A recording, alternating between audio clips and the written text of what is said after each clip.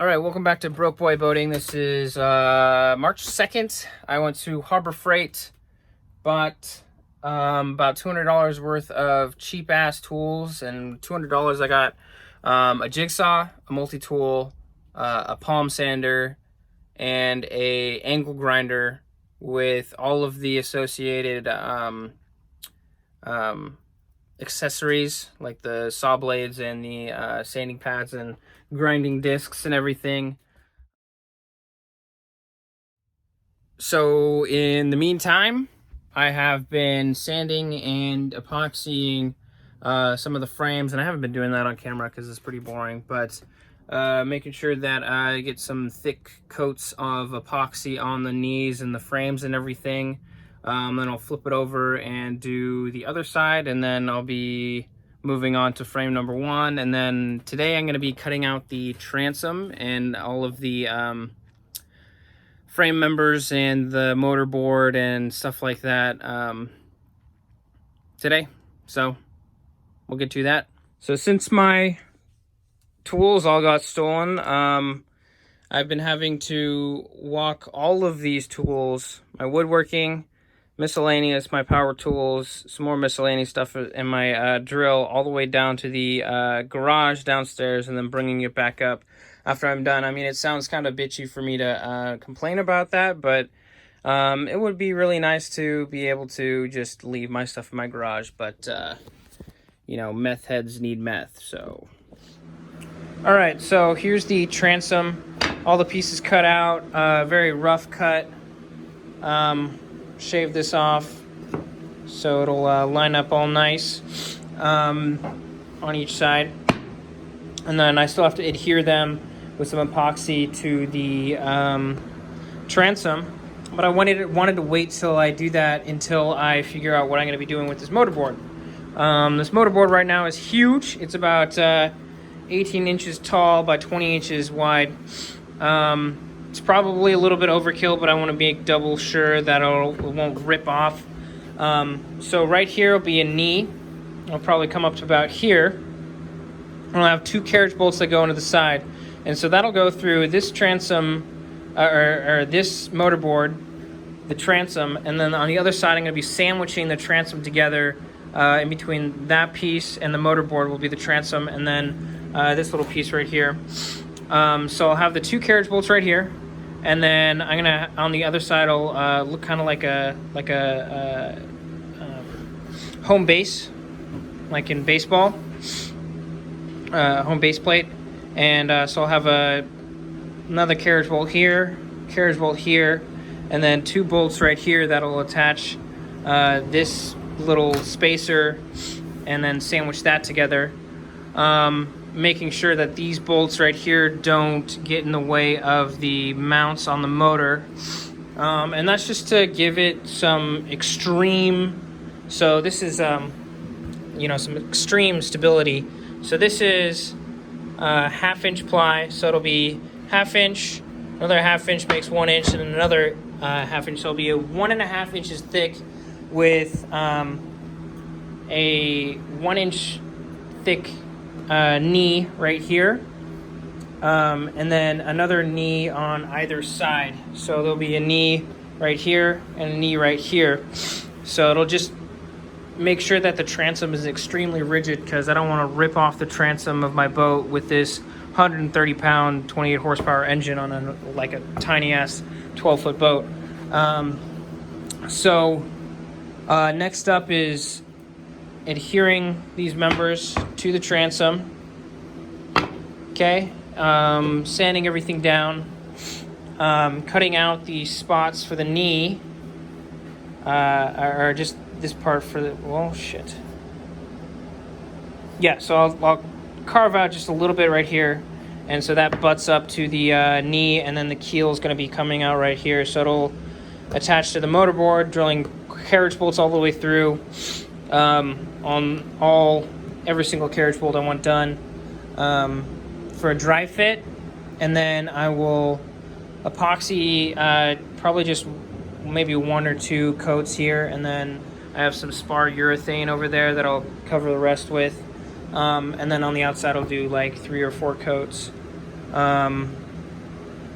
yeah,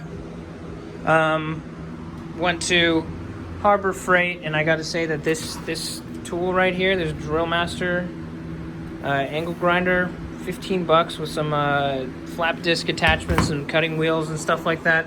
It's been an incredible investment. I've been able to like fare out everything incredibly easily.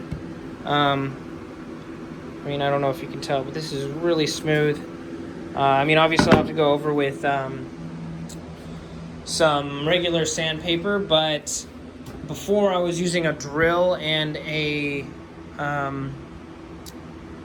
wire brush attachment and using like a file set to do all this. This is cut down my time of fairing everything out, at least roughly, for, you know, by like half. So yeah, so far for the transom.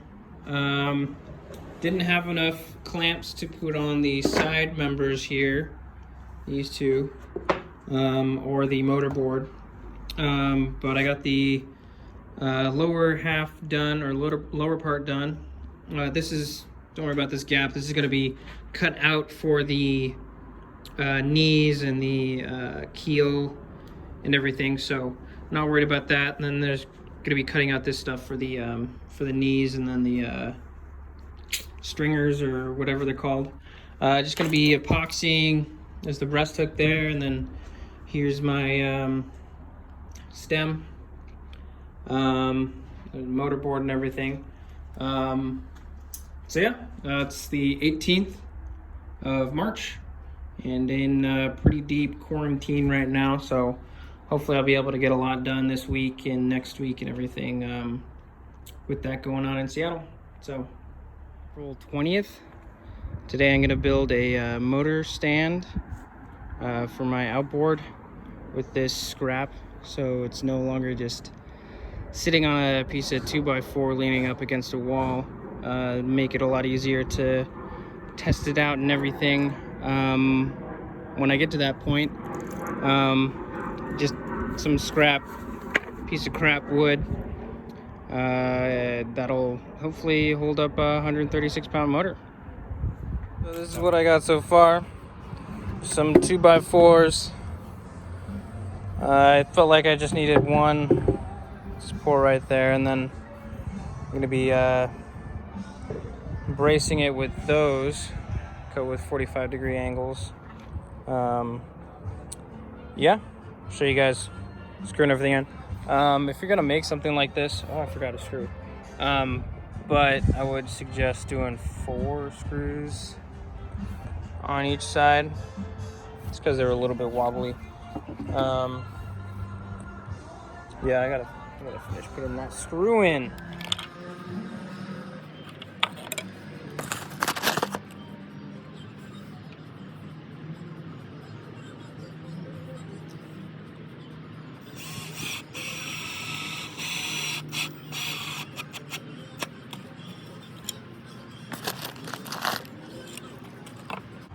All right, and there we go.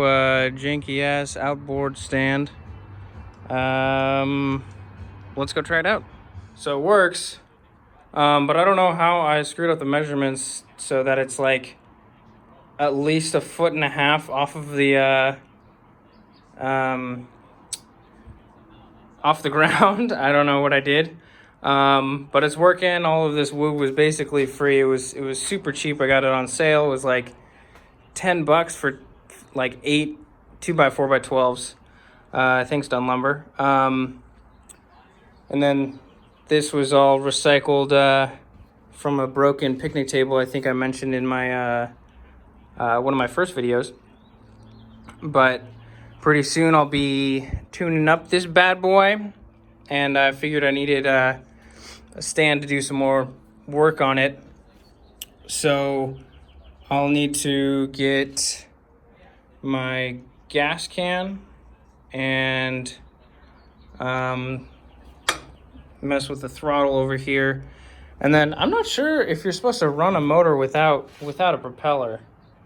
I'll find that out the hard way, but I don't think it'll be that big a deal? Question mark? I don't know.